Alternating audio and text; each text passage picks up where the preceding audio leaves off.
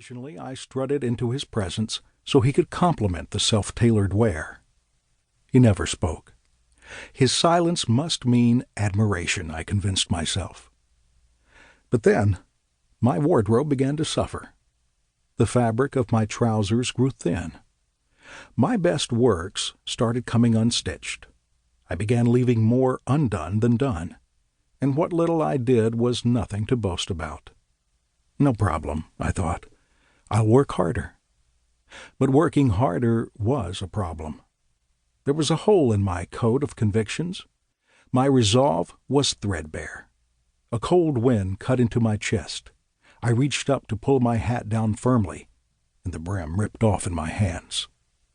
Over a period of a few months, my wardrobe of self-righteousness completely unraveled. I went from tailored gentleman's apparel to beggar's rags. Fearful that God might be angry at my tattered suit, I did my best to stitch it together and cover my mistakes. But the cloth was so worn, and the wind was so icy. I gave up. I went back to God. Where else could I go? On a wintry Thursday afternoon, I stepped into his presence, not for applause, but for warmth. My prayer was feeble. I feel naked. You are, and you have been for a long time. What he did next, I'll never forget. I have something to give you, he said. He gently removed the remaining threads and then picked up a robe, a regal robe, the clothing of his own goodness. He wrapped it around my shoulders. His words to me were tender. My son, you are now clothed with Christ. See Galatians 3:27.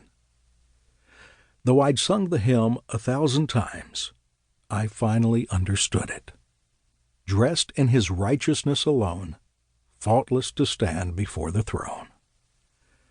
I have a hunch that some of you know what I'm talking about. You're wearing a handmade robe yourself.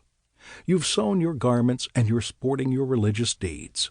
And, already, you've noticed a tear in the fabric. Before you start stitching yourself together, I'd like to share some thoughts with you on the greatest discovery of my life, the grace of God. My strategy is for us to spend some time walking the mountains of Paul's letter to the Romans, an epistle for the self-sufficient. Romans contrast the plight of people who choose to dress in self-made garments with those who gladly accept the robes of grace. Romans is the grandest treatise on grace ever written. You'll find the air fresh and the view clear. Martin Luther called Romans the chief part of the New Testament and truly the purest gospel. God used the book to change the lives and the wardrobes of Luther, John Wesley, John Calvin, William Tyndale, St. Augustine, and millions of others. There is every reason to think he'll do the same for you. Max Lucado. Chapter 1. The Parable of the River. Romans 1:21-32. Once there were 5 sons who lived in a mountain castle with their father.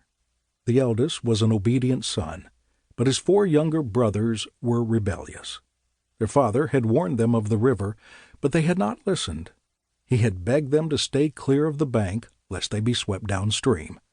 But the river's lure was too strong.